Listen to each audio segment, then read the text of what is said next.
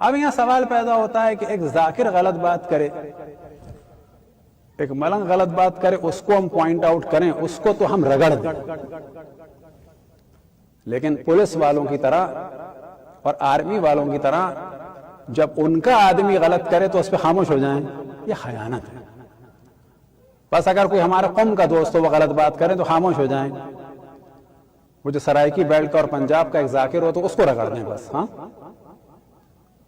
لہٰذا آپ کو یاد ہوگا جب قیامت 2:30 ٹی وی پر اس ماہ رمضان میں قمبر صاحب نے کہ جو قم کے طالب علم تھے اور اس عورت کا دفاع کیا کہ جس نے اللہ کی مخالفت کی، رسول اللہ کی مخالفت کی، قرآن کی مخالفت کی، مولا علی کی مخالفت کی، امام حسن کے جنازے پہ تیر چلایا، سب سے پہلے جو دلائل دیے وہ ہم نے دیے، اور اللہ کا شکر ہے جس نے بھی جواب دیا وہ ہمارے جواب کا ہی خلاصہ دیا۔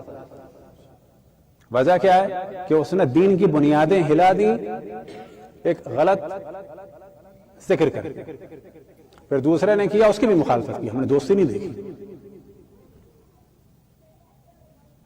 اب جو سلسلہ چل رہا ہے، جو پچھلی دفعہ ہم نے توجہ دلائی، یہ بڑا غلط چل رہا ہے، کہیں سے بھی چلی۔ کوئی عزاداری کو خراب کر رہا ہے ناچ اور گانے کے ذریعے سے، کوئی ذکر اہل بیت کو خراب کر رہا ہے ناچ اور گانے کے ذریعے سے، چنگ 400 بھنگ کے ذریعے سے، تو کوئی روشن فکری کے نام سے عزاداری کو خراب کر رہا ہے، اس میں علماء بھی شامل ہیں۔ بلکہ اب اس نتیجے پہ ہم پہنچ رہے ہیں کہ ان جوہلا سے زیادہ خطرناک یہ پڑھے لکھے ہو رہے ہیں، اللہ معاف کرے، کیونکہ ان کو معاف کیا جا سکتا ہے، جاہل ہیں۔ ایک پنجاب یا سندھ یا سرائیکی بیلٹ کے دیہات کے ایک خطیب کو معاف کیا جا سکتا ہے جو دعویٰ کرے کہ میں ریسرچ اسکالر ہوں اور اس کے بعد عالم ہوں اور واقعاً قم میں رہا ہوں، اس کے بعد اس کا کام یہ ہو جائے کہ ہر وقت شیعوں میں ایک نئی بات کرے اور ہر وقت ائمہ کی جو ہے حیثیت کو چیلنج کرنے کے لیے تیار ہو جائے۔ لہٰذا یہ چیزیں ہوئی، ہم نے نام نہیں لیا۔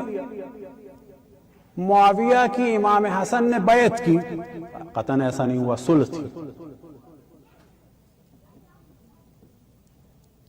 کون کہتا ہے کہ حضرت ختیجہ مالدار تھی اس زمانے میں، جس کے پاس 2 روٹیاں ہوتی تھیں، جس کے پاس ایک بچ جائے وہ مالدار ہوتا تھا؟ ایسا قطعاً نہیں ہے۔ تمام شیعہ سنی کتابوں میں حضرت ختیجہ کے مال کا ذکر ہے۔ امام حسین کی قبر پہ جا کے مانگو نہیں، ان کو دے کے آؤ۔ اب اگر اس کہنے والے نے زیارت عاشور کے بعد دعائے علقمہ ہی پڑھ لی ہوتی زندگی میں تو یہ بات نہ کرتا، کیونکہ دعائے علقمہ میں دعائیں بھی ہیں، بد دعائیں بھی ہیں، آپ کو تعجب ہوگا، خصوصاً دشمنوں کے لیے، کہ جس میں اہم ترین کیا ہے کہ ان میں بیماری ڈال دے، ان کو یہ کر دے، بالآخر اگر یہ ہدایت کے قابل نہیں ہے تو ان کو ان کے کاموں میں مصروف کر دو۔ دعائے علقمہ میں بد دعائیں۔ روایتیں کثرت سے ہیں کہ جب زیارت امام حسین کے لیے جاؤ تو گنبد کے نیچے دعا کرو، ائمہ کا حکم ہے۔ تم کہہ رہے ہو کہ شیعہ لالچی ہیں، زیارتوں پہ جاتے ہیں، جا کر وہاں پر مانگتے ہیں، امام حسین کو دینے جاؤ، تم کیا دو گے امام حسین کو؟ یہ کون سے نظریات ہیں؟ اب اگر یہ نظریے جو ہے وہ ایک خطیب دے تو ہم اس کے پیچھے ڈنڈا لے کے چلے جائیں، یہ نظریے جو ہے جس کے سر کے اوپر 6 میٹر کپڑا لپٹا ہو تو اس کے ہم کہیں کہ خاموش ہو جاؤ، پیٹی والا بھائی ہے ہمارا؟ یہ غلط ہو رہا ہے۔ اسی میں سے 13 رجب کو ایک فتنہ کیا گیا، کیا کہ اے مومنو، اے ہمارے بھائیوں، تم کیوں ان لوگوں سے الجھ رہے ہو جن سے خود مولا علی نہیں الجھے؟ اور بعد میں ایک جملہ کہا گیا کہ مولا علی، بلکہ مولا علی نہیں چاہتے تھے کہ رسول اللہ کے صحابیوں سے اور اپنوں سے جنگ کریں، ان کو اپنا بنا دیا۔ اس وجہ سے ہم نے کہا تھا کہ اگر انسان نے نہج البلاغہ پڑھی ہوئی ہو، خطبہ شقیقیہ پڑھا ہوا ہو، حضرت مالک اشتر کے نام لیٹر پڑھا ہوا ہو کہ جس میں امام مولا امیر المؤمنین فرماتے ہیں فَإِنَّ هَذَا الدِّينَ كَانَ أَسِيرًا فِي أَيْدِي الْأَشْرَارِ، کہ بتحقیق یہ دین اشرار کے ہاتھ میں اسیر تھا۔ اسیر سے کیا مراد؟ قیدی بنا ہوا تھا کہ اے مالک تم یہ کرو یہ کرو یہ کرو، بتحقیق اب سے پہلے، مجھ سے پہلے یہ دین اشرار کے ہاتھ میں قیدی بنا ہوا تھا۔ تمام کتب اہل سنت کے نزدیک جب کہا گیا تیسرے خلیفہ کے لیے جو میٹنگ ہوئی کہ اگر آپ مان لیتے ہیں سیرت شیخین پہ عمل تو ہم آپ کی بیعت کریں گے. مولا علی نے کہا قرآن سنت رسول اللہ، لا کوئی سیرت شیخین نہیں. تمام شیعہ سنی اس بات کو مانتے ہیں. اب اگر اس قسم کی تحقیق ہو رہی ہے اور اس پہ سوچا جائے کہ خاموش رہا جائے، اور اگر بولا جائے تو کہا جائے مثال کے طور پر کیا ہو گیا ہے، بولا جائے تو یہ ضد انقلاب ہو گیا. اس کا انقلاب سے کیا تعلق؟ اگر بولا جائے تو کیا شاید جل رہے ہیں. تو دین جب بھی مس یوز ہو بولنا چاہیے، چاہے وہ بھائی یوز کرے چاہے کوئی اور کرے. اب مثال کے طور پر ایک صاحب نے، ہمارے دوست نے پہلے ایک شور مچایا کہ امام کا ظہور ہونے والا ہے، یہ کرو یہ کرو یہ کرو یہ کرو یہ کرو یہ کرو. جس چیز کا زور دیا وہی پروڈکٹ کا بزنس کر لیا. یہ دین ہے؟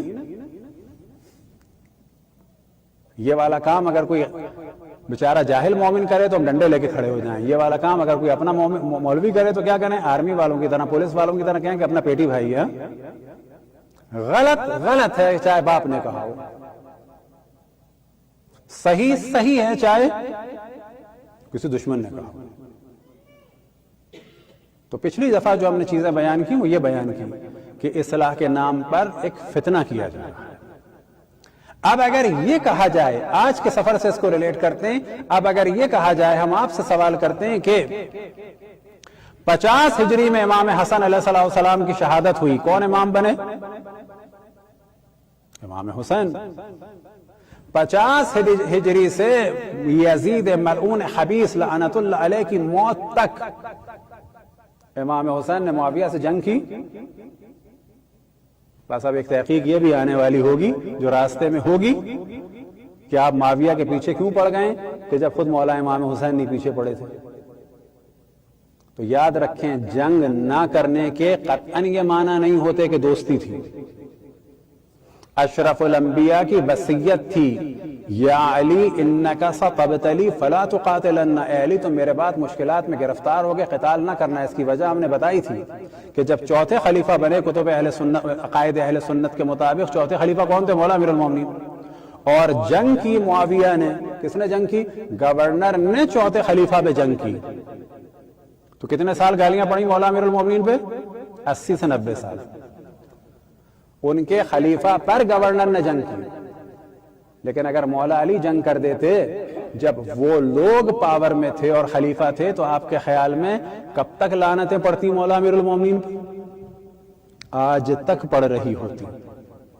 نتیجہ کیا ہوتا کہ حق اور باطل جو ہے وہ ختم ہو جاتا، مولا امیر المومنین کا پیغام جانا بند ہو جاتا. اب یہ چیزیں بعض دفعہ لوگ کہتے ہیں کہ اس کا تعلق پاکستان سے. نا نا نا نا نا، ایسا کچھ نہیں ہے. اب سوشل میڈیا پہ عقائد خراب ہو رہے ہیں سب. یہاں ایک انسان چیز کہتا ہے وہاں آگے جاتی ہے. اب وہ والی بات نہیں ہے کہ آپ کہیں کہ یہ بات کہاں ہوئی تھی. یہاں بہت سارے لوگوں نے سنا ہوگا جو 13 رجب کو جو ہے کلپ چلا کے جس میں جو ہے وہ مومنین کو دعوت دی جا رہی تھی کہ جن سے مولا علی نے اختلاف نہیں کیا تو آپ کیوں کر رہے ہیں. اس سے کیا معنی ہوئے؟ 10 سال 20 سال بعد کہا جائے گا یہ سب بھائی بھائی تھے. ابھی کہہ دیا کہ مولا علی نے علی نے جنگ نہیں کی رسول کے صحابیوں سے، اور کس سے؟ اپنوں سے. ابھی اپنا ہو گئے. اب اگلا کیا مرحلہ ہوگا؟ وَعَلَى والسلام. خدا حافظ. یہ وہ چیز ہے کہ جس کے لیے ہمیشہ کہا ائمہ نے تبلا اور تبرہ. تبرہ قطن وہ معنی نہیں ہے، ساری دنیا جانتی ہے، اللہ کا شکر ہے، ساری چیزیں ہماری ڈسکس کرتے ہیں. کوئی گالی گلوچ نہیں ہے تبرہ. تبرہ کے معنی ہے یہ بتانا کہ یہ اہل ہیں، ان کی تعریف کرنا، یہ نا اہل ہیں، ان کی بتانا چیزیں. اب افسوس یہ ہوتا ہے کہ مسلم چیزیں کہ جو برادران اہل سنت ڈسکس کر رہے ہیں اس کو ڈسکس کرنے سے اپنے لوگ روک رہے ہیں.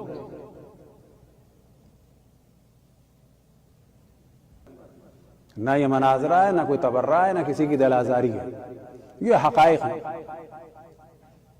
اب اگر ان حقائق پہ کسی کو کمپرومائز کرنا ہے تو دین ختم ہو جائے گا. تو یہ ذہن میں رکھیں کہ آج جو سفر امام حسین ہے، اس سے پہلے کے 10 سال کس کے ساتھ تھے امام حسین کے؟ معاویہ کے دور میں. اس سے پہلے کے 10 سال امام حسن کس کے دور میں تھے؟ معاویہ کے دور میں.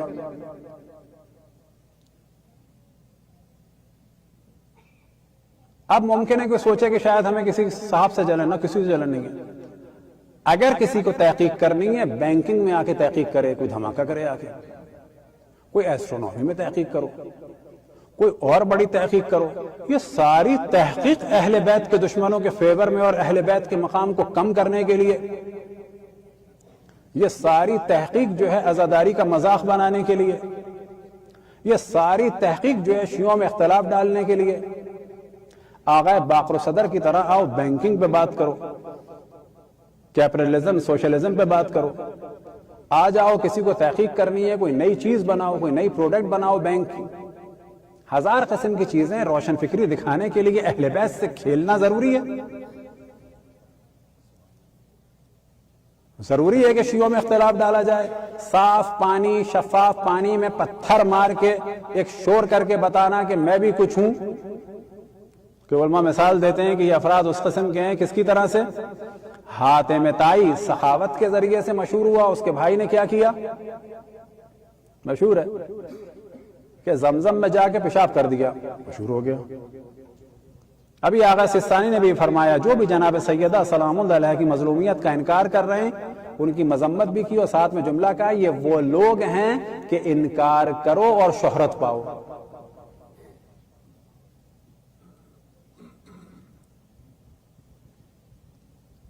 تو یہ ذہن میں رکھیں کہ جو پوری تحریک اس وقت شیعوں کی چلی گئی پوری تاریخ میں، واقعہ کربلا کے بعد سے لے کے اب تک، اس میں جو انفسائز کیا گیا ہے، جو اہمیت دی گئی ہے کس کو؟ فضائل اہل بیت کو، مصائب اہل بیت کو، اور مصائب ڈھانے والوں اور مصائب ڈھانے والوں کے لیے جو اسباب بنے، جنہوں نے زمین ہموار کی، ان کے لیے. اب اگر کوئی اس کو نہیں چاہتا تو اس کو زیارت وارث اور زیارتیں چھوڑنی ہوں گی. لعن اللہ امتن قتلتکم ولعن اللہ امتن سمعت بذلک فرضیت میں. تو جو سن کے راضی ہو جائے اس پر بھی لعنت ہے. اب تھوڑے دن میں ممکن ہے کوئی آئے کہ یہ زیارتیں جو ہیں وہ کتابوں سے نکال دی جائیں. بعض نے کیا یہ کام، اب وہ تعجب ہوگا کہ یہ زیارتوں میں لعنت نکال دو. کس کس چیز کو نکالو؟ کس کس چیز پہ راضی کرو؟